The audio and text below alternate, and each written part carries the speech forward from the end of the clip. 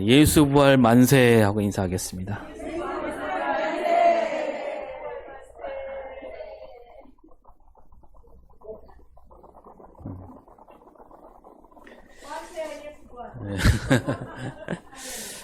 예.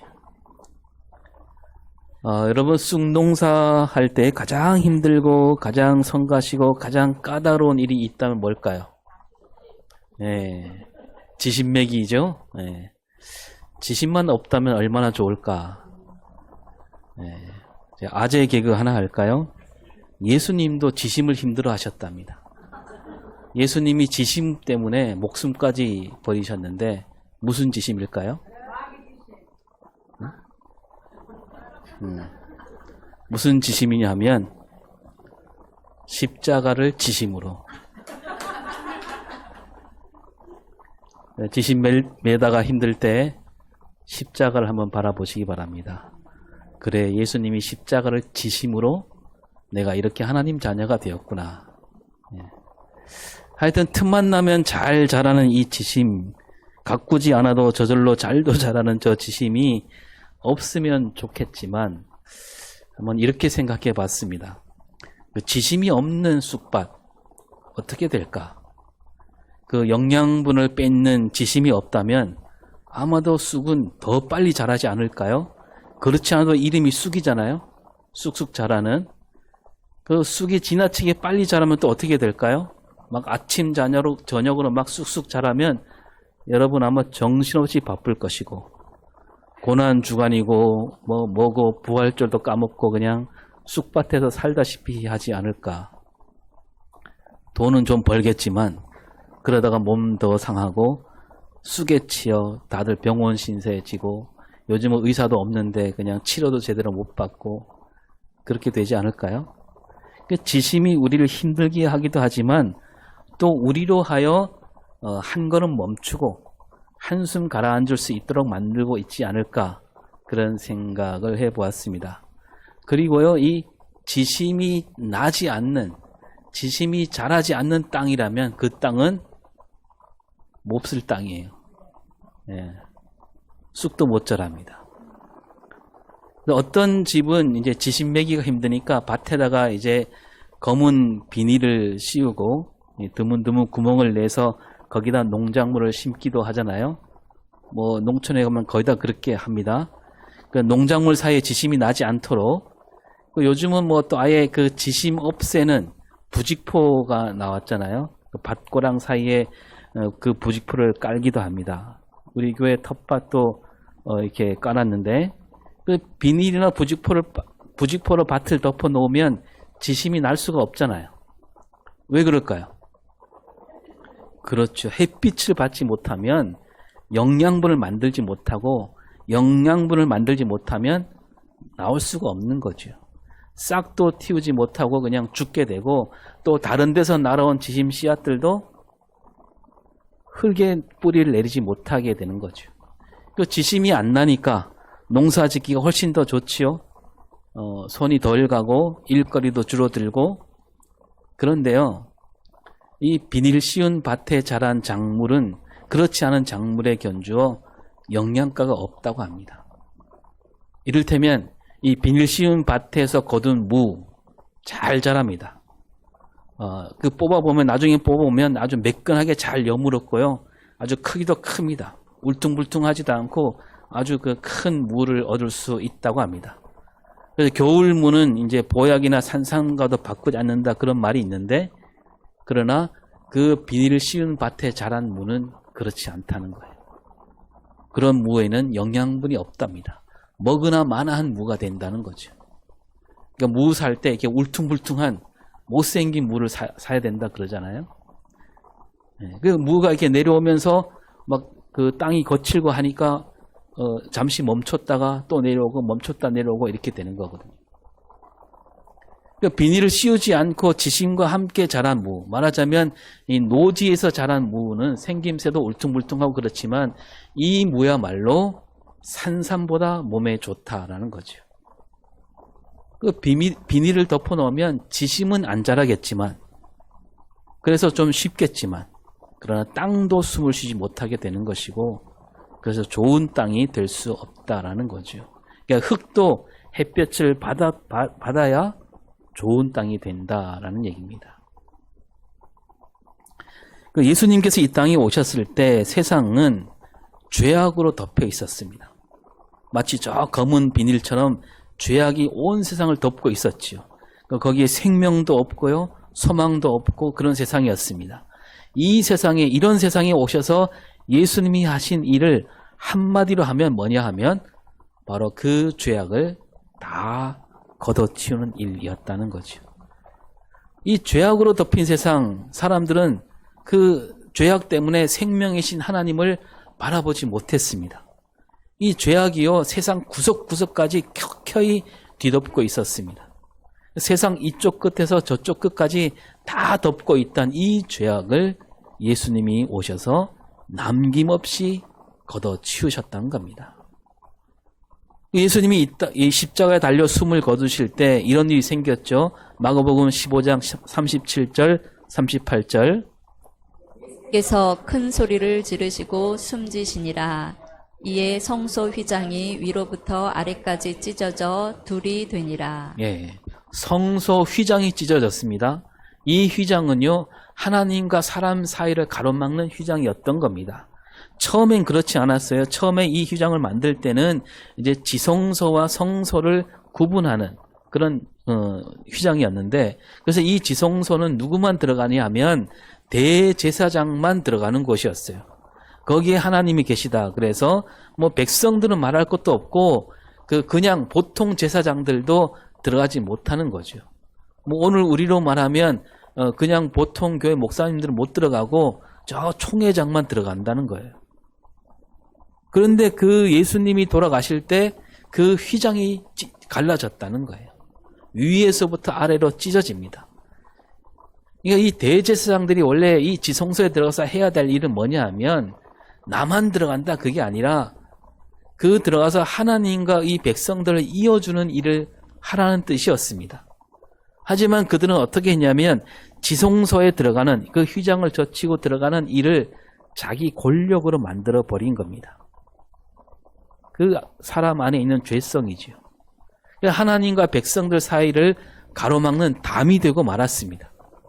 근데 예수님이 돌아가실 때 그 휘장이 쫙 하고 찢어진 거예요. 이제는 하나님과 사람 사이에 가로막힌 담이 없어졌다라는 얘기죠. 이게 오랫동안 가로막혀 있었습니다. 아무도 넘지 못하는 담이었고 사람들이 하나님께 가까이 가고 싶어도 갈 수가 없었습니다. 사람이 만든 거죠. 자기 자리를 지키는 사람들이 만든 거예요.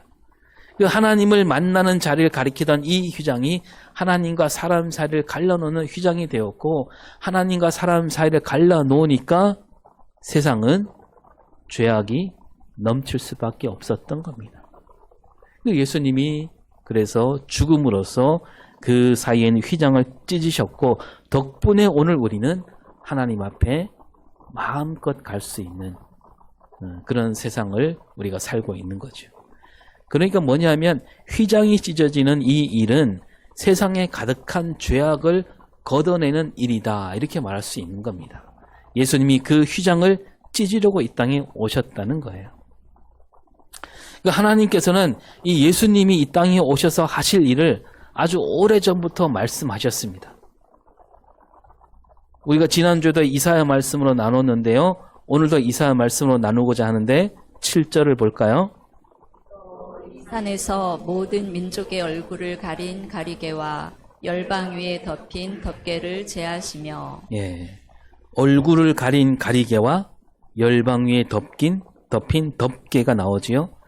앞에서 세상을 덮고 있던 죄악은 마치 밭에 씌워놓은 검은 비닐 같다라고 했는데 또 성전 휘장도 하나님과 우리 사이를 가로막았다라고 했습니다. 근데 오늘 말씀에서 보니까 하나님께서 얼굴 가리개와 덮개를 없애겠다라고 하시는데 이 가리개와 덮개도 바로 앞에 말씀드린 검은 비밀이나 성전 휘장과도 비슷한 그런 말씀을 하고 계시는 거죠.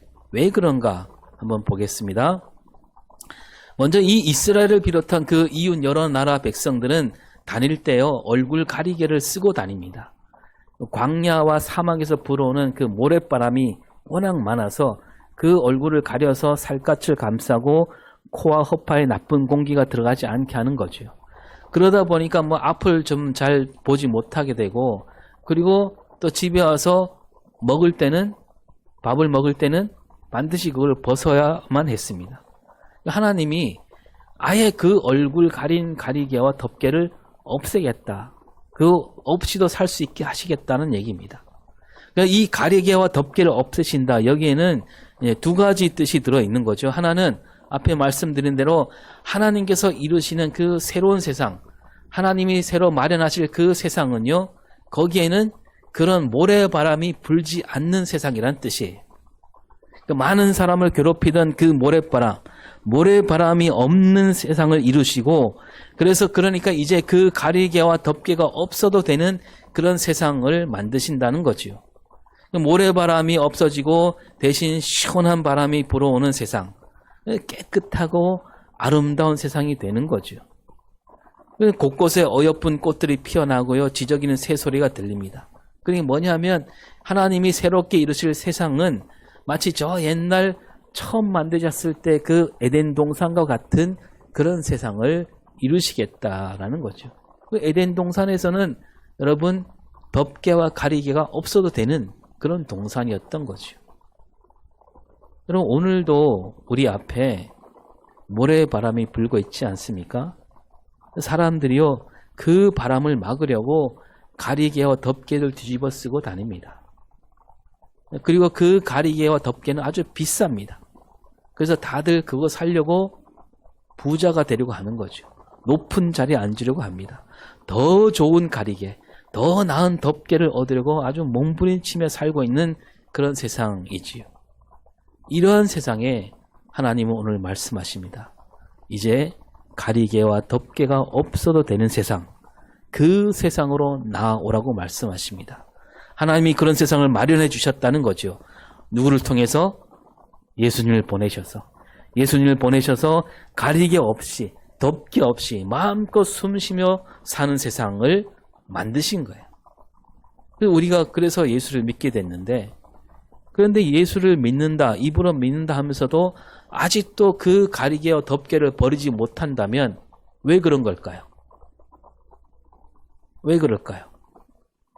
그 믿지 못하는 거죠. 믿음이 없으니까 아직도 그거 쓰고 다니는 거예요. 버리지 못합니다. 여러분 하긴 제자들도 그러지 않았나요?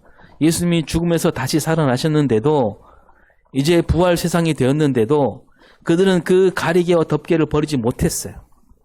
요한복음 20장 19절을 볼까요?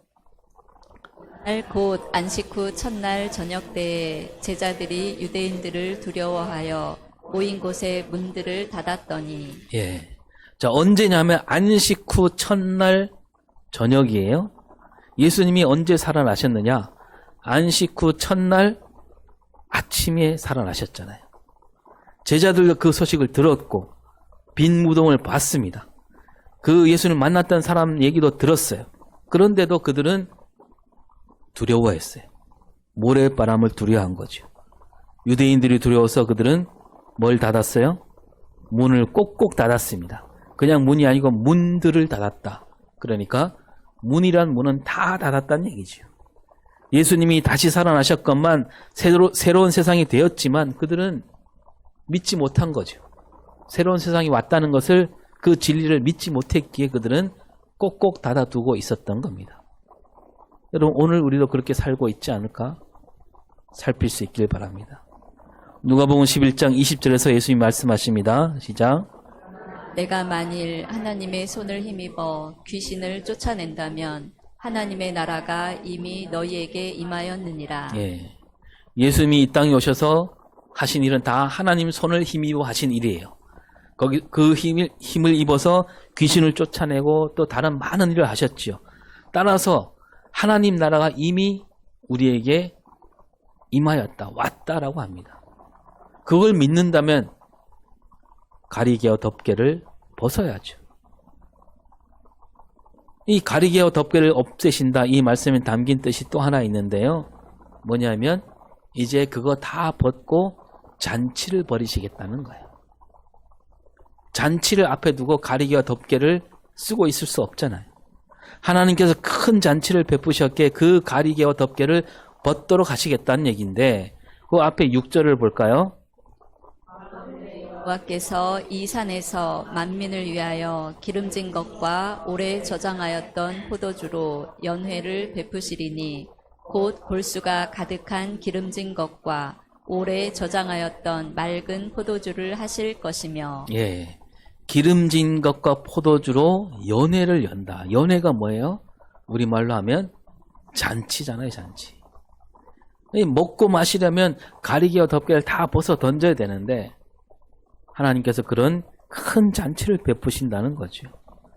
잔치가 마련되는 곳을 가리켜서 이 산이라고 하는데 이 산은 시온산을 가리킵니다. 그 시온산은 이스라엘 땅에 있는 예루살렘만을 가리키는 말이 아니에요. 새하늘과 새 땅에 세워질 시온산을 가리킵니다.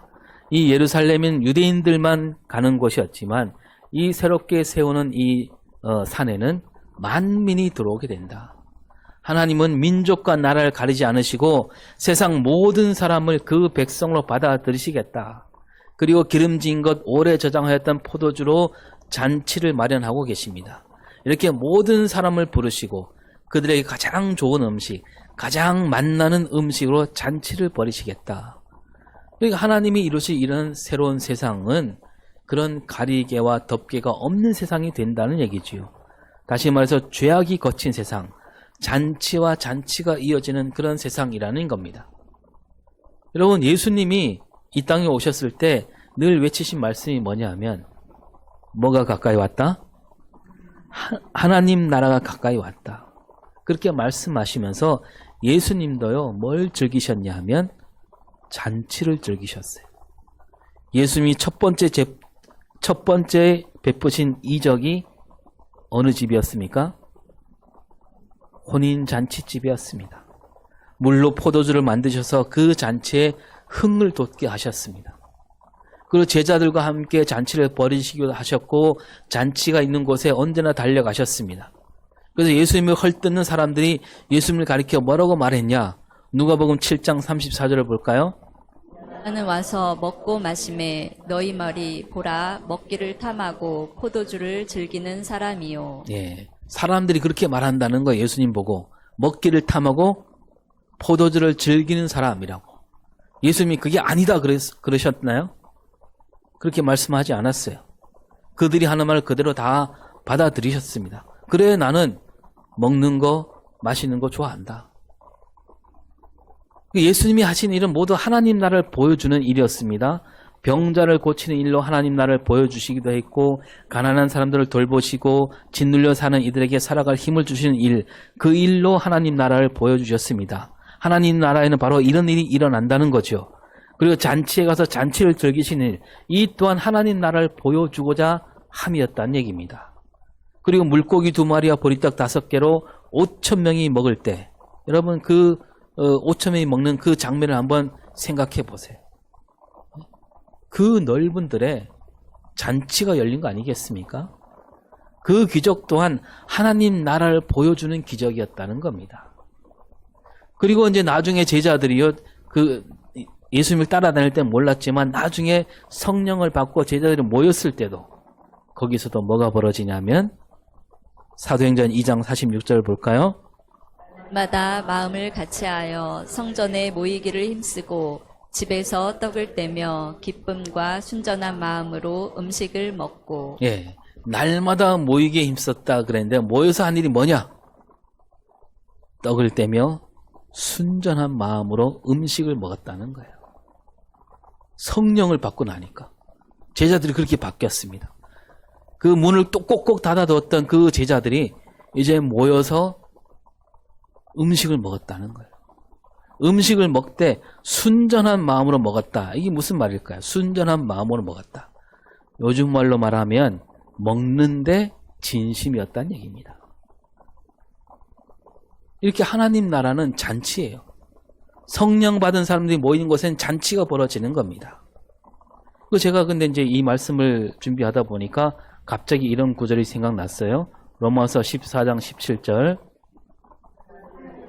는 먹는 것과 마시는 것이 아니요 오직 성령 안에 있는 의와 평강과 희락이니라. 예, 주님께서 이 구절이 마음에 딱 걸렸습니다. 하나님 나라는 먹는 것과 마시는 것이 아니라 했는데 왜 목사님은 하나님 나라가 잔치라고 말합니까? 우리 교인들 가운데 그렇게 생각하시는 분이 없겠지만 다 새겨 듣겠지만 제가 높아심에 이 구절을 한번 짚고 넘어가려고 합니다.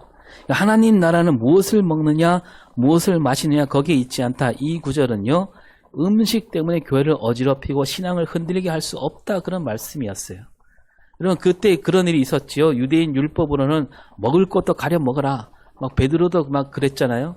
그런 율법이 있는데요. 어떤 사람은 이 일로 말미암아서 시험에 들기도 했고 어떤 사람은 지나치게 율법주의에 빠져 있고 그런 상태에서 나온 말씀이었지요. 그리고 더 나가서 먹는 것과 마시는 것이 아니다. 이 말은 먹는 얘기를 하지 말고 무엇을 먹고 무엇을 먹지 말고 그런 말 하지 말라. 그런 뜻을 넘어선 일입니다. 먹고 마시는 일, 이건 뭘 가리키냐면 이 일은 세상 헛된 영광을 가리키는 말이기도 합니다. 그러니까 하나님 나라는 먹는 것과 마시는 것이 아니다. 이 말씀은 하나님 나라는 세상 눈으로 봐서는 안 된다. 세상과는 다르다. 그런 뜻이죠.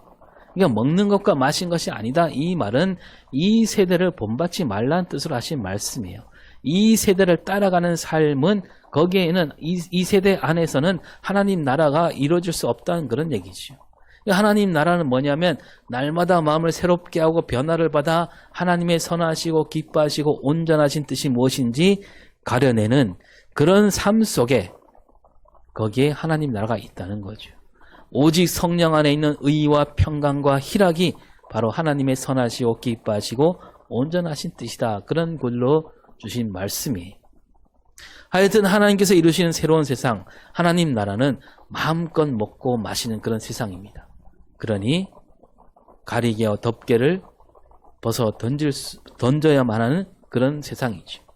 여러분 잔치집에서 가리개와 덮개를 쓰고 있는 사람은 없잖아요. 그리고 오늘 말씀하신 잔치는요. 먹고 마시기만 하는 잔치가 아니에요. 그 속에 담긴 뜻은 뭐냐면 생명잔치예요. 하나님께서 베푸시는 이 먹을거리는 먼저 생명을 움돋게 만듭니다. 겨우 입에 풀칠할 만큼만 주시지 않고 기름진 것, 좋은 포도를 주셔서 마음껏 즐기라고 하십니다. 가리개와 덮개를 덮어쓰고 숨만 쉬는 그런 삶이 아니라 생명이 넘치는 세상, 그런 세상을 이루시리라 그런 뜻으로 이 말씀을 하고 있는 거죠. 따라서 이 가리개와 덮개를 없애버린다 이 말씀은 하나님을 바라보지 못하도록 하는 죄와 허물을 벗어 던지게 한다는 뜻도 들어있는 거죠.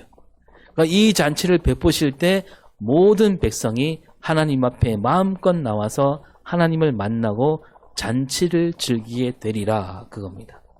그래서 이어지는 8절을 볼까요? 영원히 주 여호와께서 모든 얼굴에서 눈물을 씻기시며 자기 백성의 수치를 온 천하에서 제하시리라. 여호와께서 이같이 말씀하셨느니라. 예, 가리개와 덮개를 없애버리겠다 하시면서 바로 이어서 8절에 뭘 없애겠다고요? 사망을 없애버리겠다. 그 가리개와 덮개는 곧 사망을 뜻한다는 얘기입니다. 여러분 사람에게 가장 큰 고통이 죽음이잖아요. 죽음 앞에서는 아무도 꼼짝할 수 없게 됩니다. 하나님이 바로 그 죽음을 없애겠다는 거예요. 죽음을 없애고 마음껏 좋은 음식을 먹도록 하는 그 잔치, 그러한 잔치니까 이 잔치는 바로 생명잔치로 이어지는 것이고 그 잔치가 있는 곳에는 죽음이 없는 그런 곳이 된다는 거죠. 그리고 모든 얼굴에서 눈물을 씻기십니다. 억울한 일로 흘렸던 그 눈물을 하나님께서 다 씻겨주신다는 거죠. 그리고 하나님께 부름받은 백성들은 이제 부끄러움도 사라지게 됩니다. 여러분 이 말씀이요. 나중에 저 사도 요한도 그대로 말씀하고 있습니다. 요한계시록 21장 4절을 볼까요?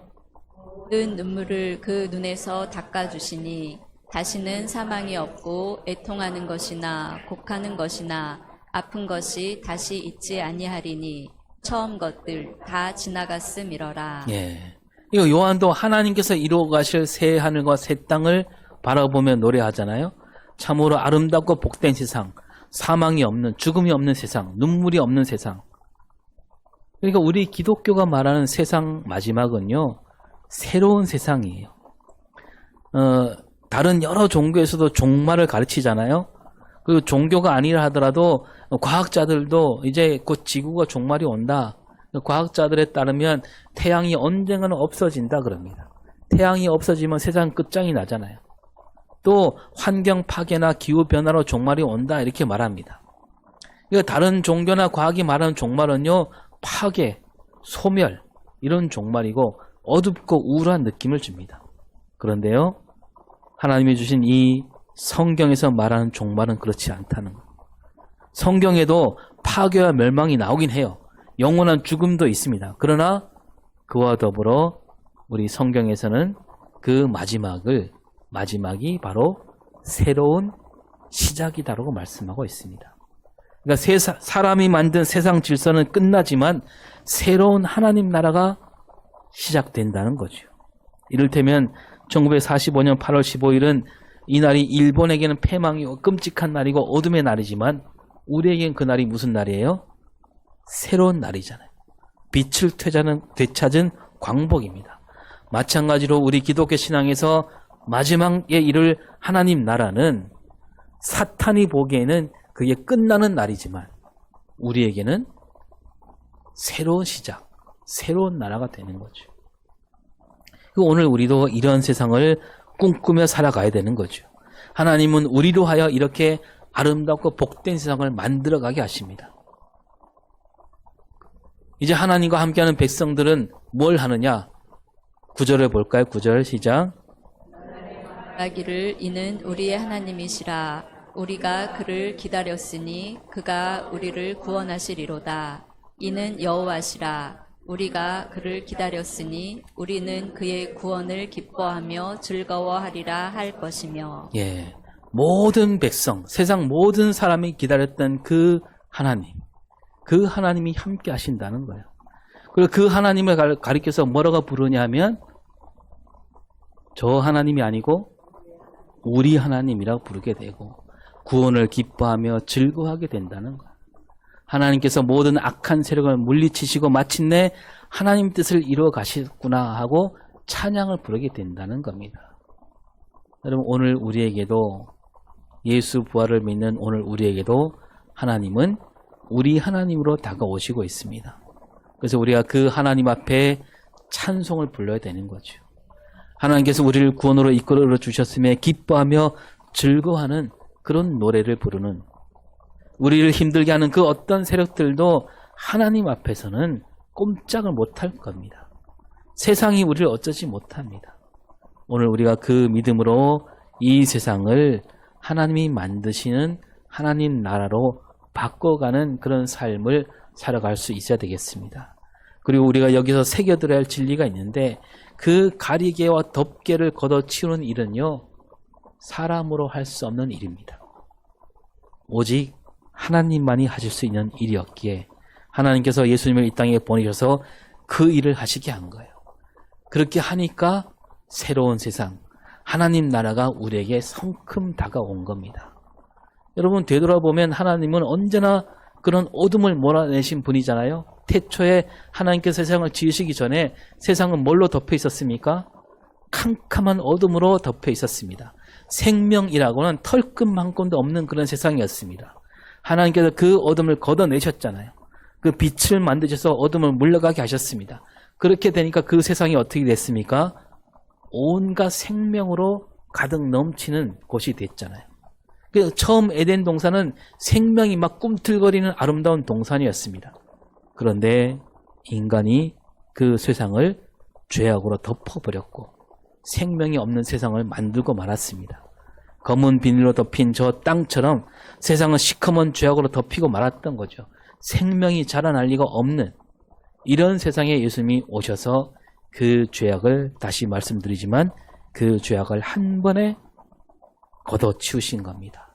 하나님과 우리 사이를 가로막던 휘장이 찢어졌고 검은 비닐과 같은 그 죄악도 다 걷어내시고 가리개와 덮개가 없어도 되는 그런 세상을 만드셨습니다. 여러분, 우리가 창세기 말씀할 때마다 거듭해서 말씀을 나눴는데요. 하나님이 사람을 지으실 때 어떻게 지으셨다 그랬습니까? 어떤 모양으로? 하나님 형상대로 지으셨습니다. 그러니까 모든 사람 안에는 하나님 형상이 들어있는 거예요. 그런데 이 죄악이라는 가리개와 덮개가 그 하나님 형상을 가리고 있었다는 겁니다. 예수님이 이 땅에 오셔서 십자가를 지심으로 그 가리개와 덮개를 걷어버리신 일. 그게 십자가예요. 그 걷어버리니까 뭐가 드러납니까? 우리 안에 있던 하나님 형상이 드러나는 거죠. 이 하나님 형상은 곧 생명과 소망입니다. 가리개와 덮개를 다 걷어내시니까 이제 생명이 솟아나게 되는 거죠. 그 십자가 달신 예수님이 말씀하십니다. 뭐라고 말씀하셨나요? 마지막에 다 이루었다. 이 말은 다른 말로 하면 이제 다 걷어냈다는 얘기예요. 가리개와 덮개를 다 걷어냈으니 하나님의 형상, 생명과 소망이 드러나는 일, 그거는 시간 문제란 얘기예요. 십자가에 달리시니까 부활은 곧 일어나는 겁니다.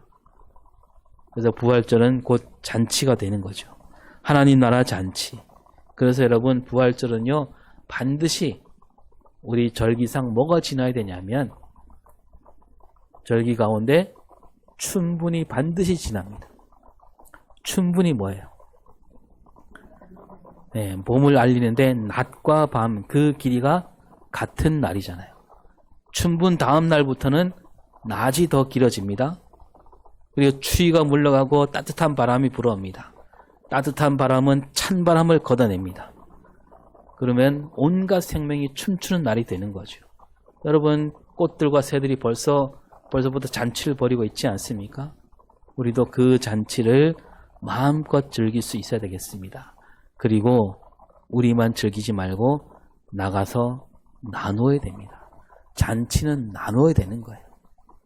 섬김으로 나눌 수 있길 바랍니다. 오늘 주보 안에 다 보셨죠? 그 섬김 보고서 들고 나가서 마음을 나누고 기쁨을 나누는 그런 오늘 부활절이 될 수 있기를 바랍니다. 우리 주님께서 그 몸을 우리에게 나누어 주셨듯이 우리도 그렇게 나누며 살아가는 그런 날 될 수 있기를 바랍니다. 우리가 그런 뜻을 담아서 이 시간 우리 다 같이 성찬을 나누도록 하겠습니다.